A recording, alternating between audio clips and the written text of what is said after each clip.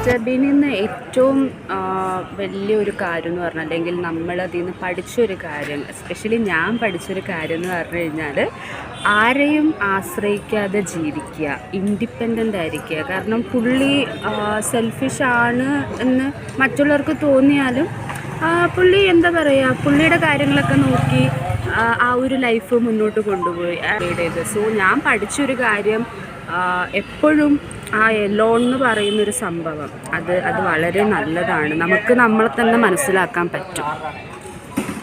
കൂടാതെ എനിക്ക് തോന്നുന്നു ഹൗസ് ഹണ്ടിങ് ഒക്കെ ചെയ്യുമ്പോൾ മിസ്റ്റർ ബീനെ പോലെ ആയിരിക്കണം നമ്മൾ. നിങ്ങൾ ആ സീക്വൻസ് ആളാണ്, അതായിരുന്നു പുള്ളിയുടെ സക്സസ് എന്ന് എനിക്ക് തോന്നുന്നു.